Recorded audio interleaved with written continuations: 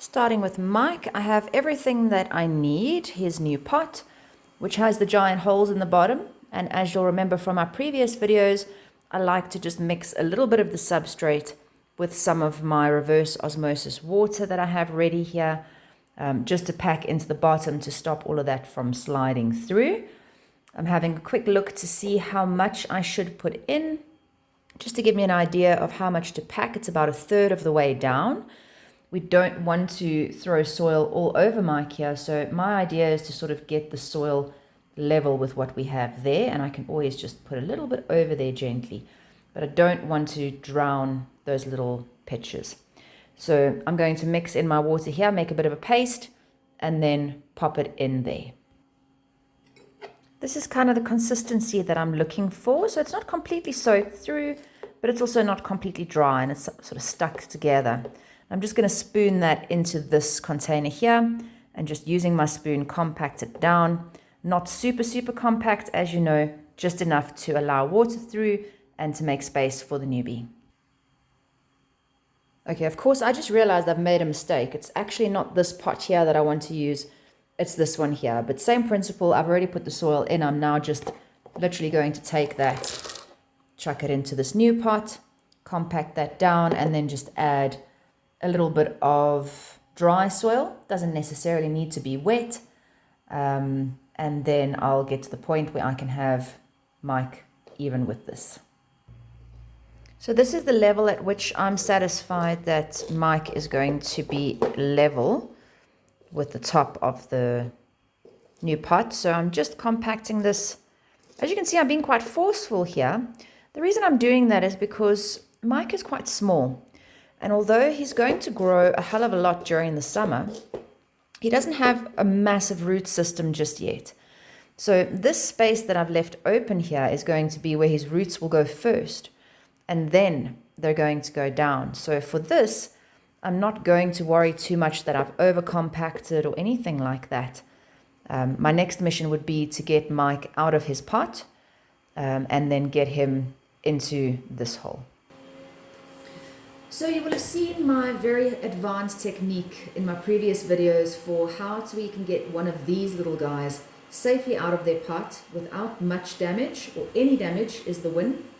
And basically what I do is I just give it a gentle squeeze.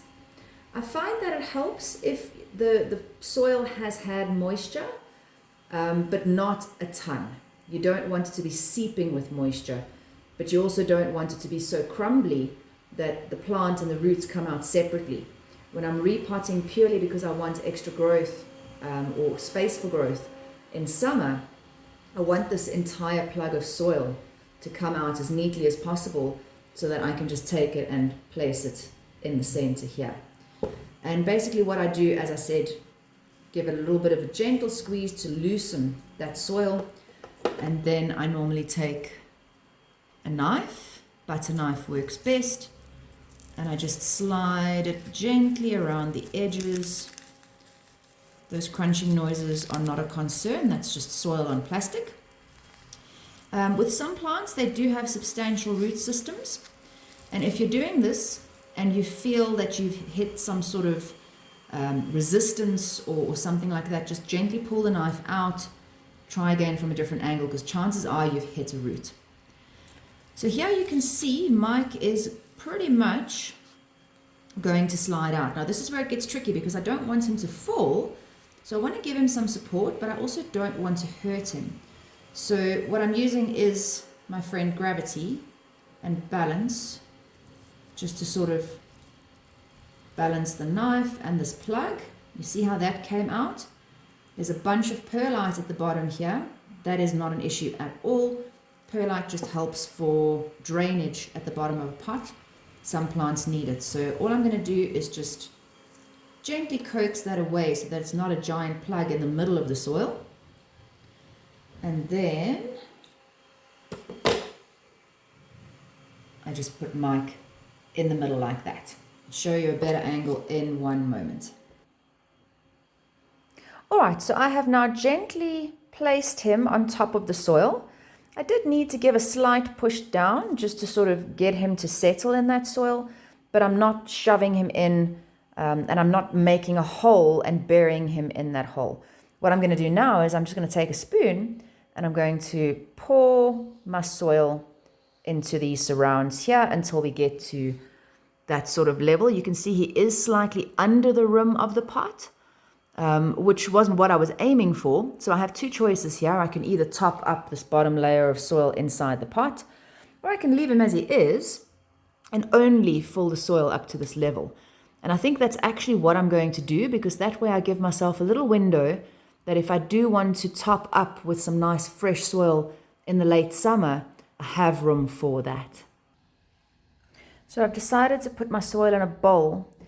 Every single time I do this, I dig my hands into those little bags. And honestly, I've realized after all of these replantings that is a mission.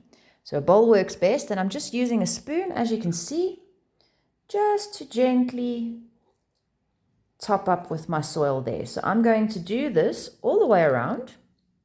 It's quite easy with this pitcher plant because there's no risk that you're going to damage anything, get sticky or anything like that. So sometimes what I do, so that I don't have to go around, sorry if you can hear Dee Dee in the background there, she's just finished cleaning the house and now she's emptying herself. She'll stop that in a second.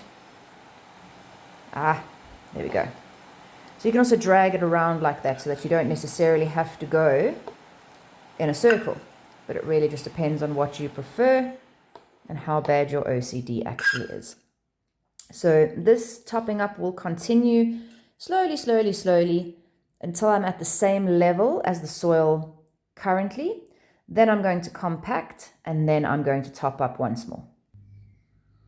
After 2 levels of soil, or layers of soil, and some compaction, you can see I'm just about there as we stand right now. So this next layer of soil is just going to be sprinkled over to reach the same level as the plant's current ball root, if we want to call it that. And there we are. So at this point, I have compacted ever so slightly on this last layer, but a lot softer than what I was doing before. I'm just using my fingers, and you can see I'm not pushing super, super hard. I'm just really leveling things out. So important just to mention, with pitcher plants, because you don't have a snap trap, like a Venus flytrap that can go off and then cause a problem, or your sundews, which are sticky, and you can actually inadvertently remove all the stickiness, these guys can be handled with ease as long as you do it with care. So if you do need to move a pitcher out the way, just gently coax it, kind of like that. Be careful not to snap it at the base, so you don't want to be lifting it too high. Just a gentle movement like that. Some will give easier than others, and what I was actually doing is just sort of getting my spoon under there like that. Okay. So the second last step here, before we actually take Mike, put him on his windowsill in my little greenhouse here at home and give him some water using the tray method, I just want to snip 1 or 2 of the dead trumpets. This is also something we do from a maintenance perspective in winter, and I just wanted to show how this is done. It's not rocket science, but do be careful. What you really want to do is, if you can see, for example, this little trap here is looking, it is dead at the end, which is fine, it's dormant. You're going to use one hand or your tweezers to gently lift that up. You're going to go to your base at the bottom, over there. And you're just going to gently snip that trap away.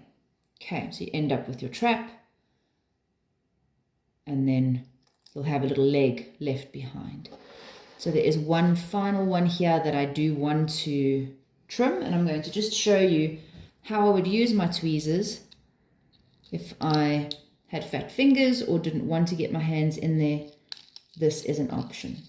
So you want to get as close to the base as possible, but you don't have to get super, super up close. If you have a look here, you can actually see where I've trimmed off there, and it's not dead against the root ball itself.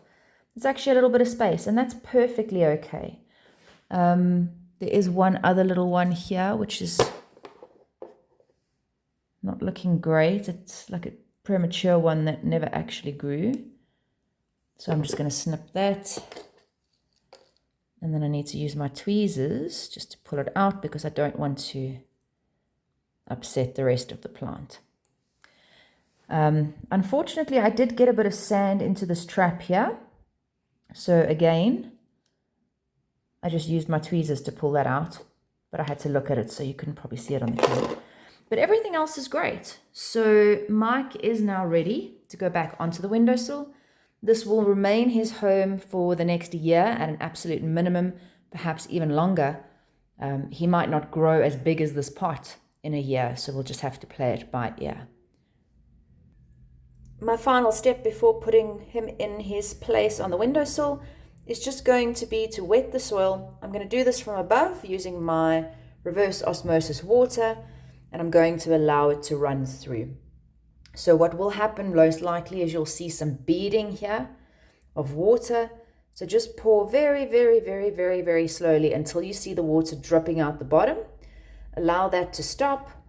Pop it in your spot with your tray, and then tomorrow you can fill your tray from the bottom and just let it soak up the water that way.